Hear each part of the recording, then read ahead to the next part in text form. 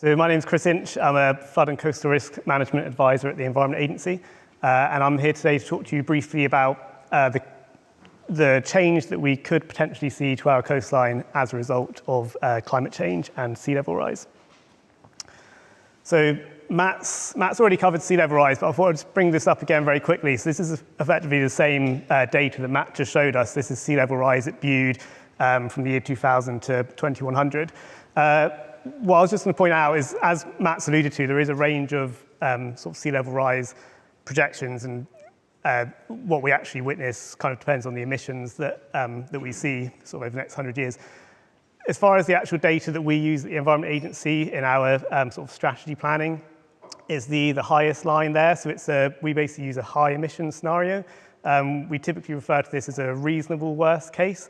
So it's acknowledging that it's not the worst case, it could be worse than this, but nonetheless it is a high emission scenario. There's a few reasons why we use that. One is prepare for the worst, hope for the best. Also, these projections do get updated fairly regularly, so in the next sort of 5 or 10 years, there'll be updated sea level rise projections that come out, and it may well be that what right now is a reasonable worst case, in sort of 10 years' time, it might actually be a more likely case. So that's why we tend to use the high emission scenario. Something else I was going to touch on quite quickly, which some of you may have heard of, is a document called the Shoreline Management Plan. So what this is it's a non-statutory document which effectively breaks up the coastline of England into small little chunks.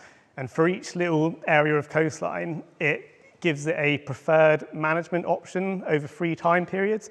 So it uses 3 time periods, 2005 to 2025, so 20-year period, which we're actually sort of coming to the end of now. Then 30-year period, 2025 to 2055, finally 2055 to 2105. So for each of those time periods and for each little area of coast, it gives a preferred management approach, and there's three main management approaches that are used. First is hold the line, which, as the name suggests, is effectively protecting the shoreline and keeping it where it is. So that typically would use, for example, sea walls, breakwaters, that kind of hard infrastructure. Then we've got manage realignment, which is effectively moving the shoreline from its current location to a more sustainable location further landward, where we can effectively create room for natural processes to sort of carry on. And then finally, no active intervention, which, again, as the name suggests, is effectively doing nothing, basically. And that's typically saved for areas of coastline where there's not much infrastructure and therefore not really much that we need to protect. So the shoreline management plan for Bude looks a bit like this. So the Bude, the main sort of coastline at Bude is split into 3 sections. So the most southerly section includes the breakwater and Bude Canal. So for that area of coast, the shoreline management plan is hold the line all the way to 2105. So this means that we, ideally, we want to protect those assets. We've recognised their importance in terms of coastal defence and heritage, so we want to protect them, keep them where they are. However, for Summerlees Beach and Crooklets Beach, the management intent, or the preferred management approach, is manage realignment.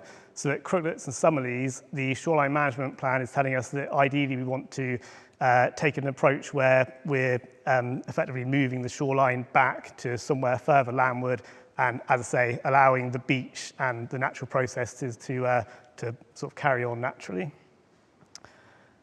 So in terms of the coastal change that we could potentially see at Bude, so at the Environment Agency a couple of years ago, we produced a number of these visualizations to try and demonstrate to the community what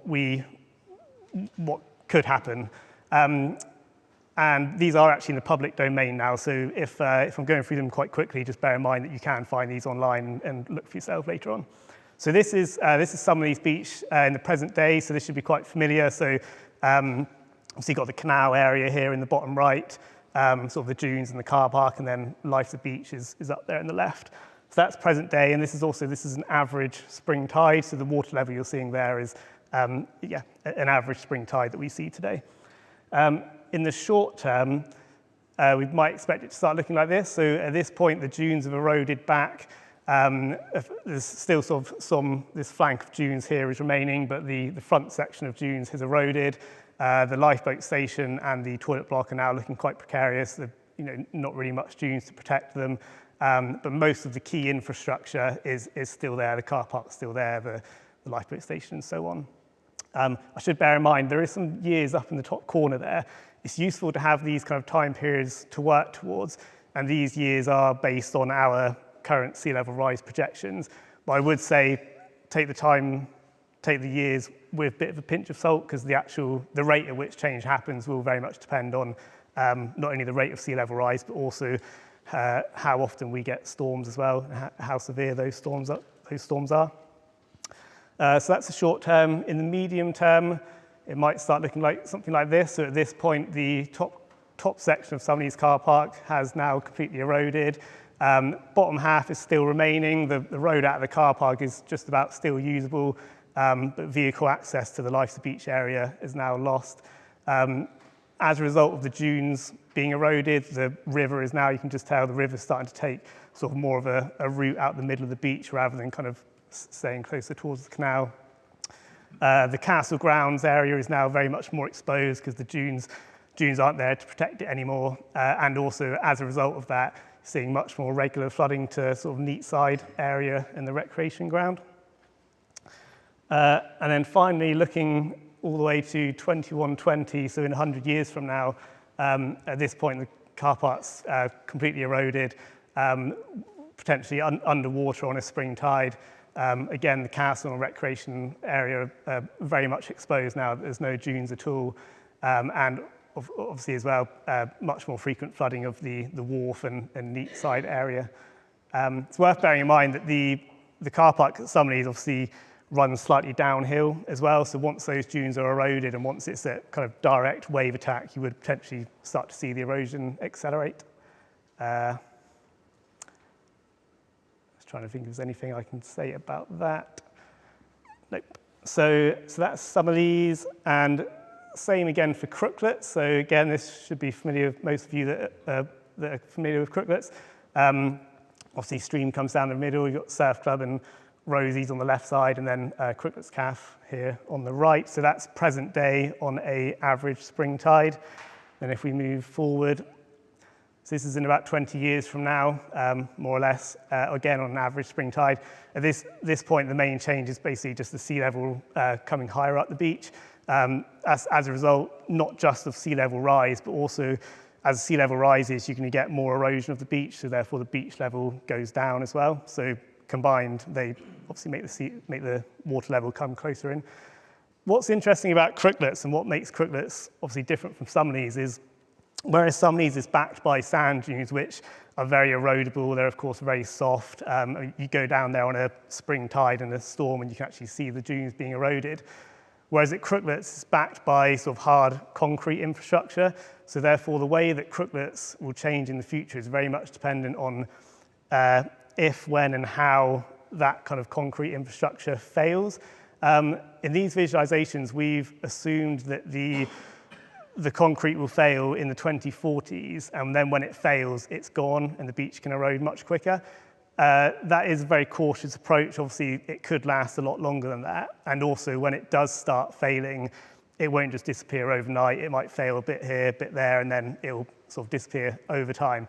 I mentioned that, so another reason to take these time periods with a little pinch of salt. The main thing to think about here is the change that could happen rather than necessarily when it will happen. So when that does fail, we would expect to see quite serious erosion. So at this point, most of the frontage is gone, surf club, the cafes, toilet block. Another thing to bear in mind for Crooklets is because the shoreline at Crooklets is effectively being artificially held forward by the concrete frontage, whereas if it was much more natural, the top of the beach would most likely be much further back, sort of somewhere around about where the car park is. So as soon as you take out the concrete infrastructure and the beach is able to behave naturally, you have what's often referred to as erosion catch-up.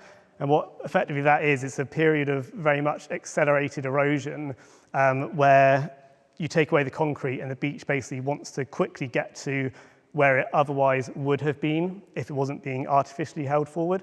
So that's why we're seeing quite a very rapid period of erosion here. Whereas if I move on to the last picture of crooklets, not